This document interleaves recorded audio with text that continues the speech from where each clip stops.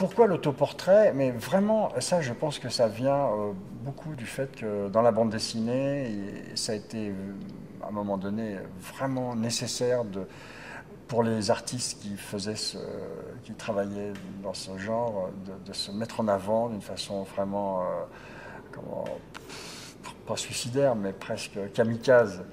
Parce que il fallait s'approprier une image et se personnaliser en tant qu'individu derrière le travail de la bande dessinée qui était assez anonyme en fin de compte. C'était un anonymat qui n'était pas le fruit d'une ascèse ou d'une recherche spirituelle. C'était parce que on était dans une industrie et surtout dans une industrie euh, presque honteuse puisque il n'y avait aucune transgression bien sûr, mais c'était presque pire parce qu'on travaillait pour les enfants. Alors travailler pour les enfants c'est bien, mais bon en France, en tout cas, c'est pas considéré comme quelque chose de sublime. Là, maintenant, ça va mieux, et encore, je me le demande. Mais le problème a été résolu non pas en donnant au travail pour les enfants toute sa noblesse et toute sa valeur, mais en essayant d'extraire le genre lui-même de cette gang, disons, enfantine. Donc la mise en avant personnelle sous forme d'autoportrait ou de représentation de soi dans les histoires était vécue, en tout cas par moi, comme un élément essentiel dans une prise de pouvoir, une prise de parole. Se dessiner devant une glace, c'est ce qu'il y a de moins cher au niveau de la recherche d'un modèle.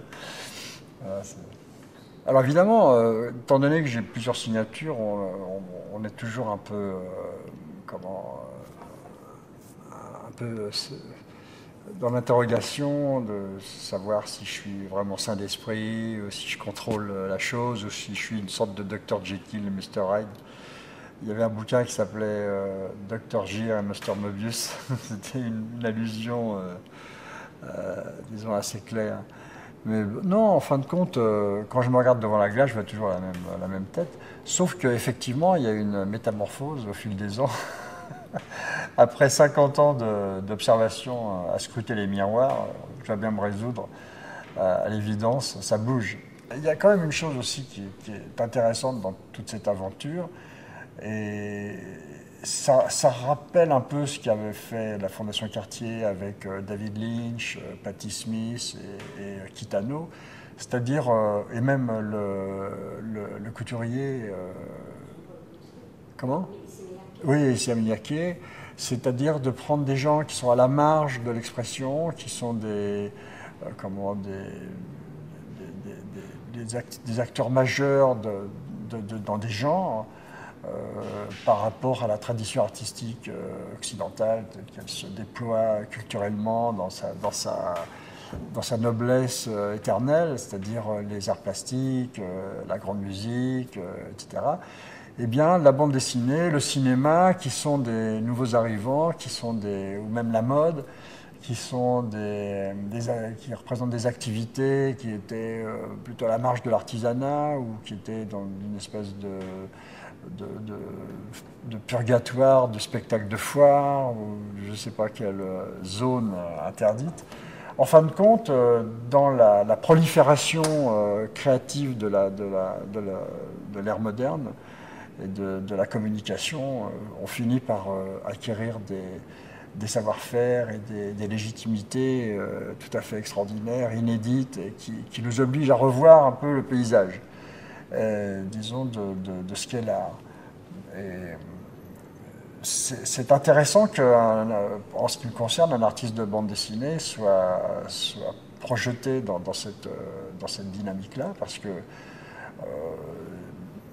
contrairement aux artistes d'art contemporain qui se penchent vers la bande dessinée pour faire une sorte de mise en abîme de la folie médiatique de la modernité, ou même des absurdités culturelles qui en découlent, Là, d'un seul coup, c'est la bande dessinée dans son ingénuité et dans sa prétention qui est exposée et qui ouvre une porte.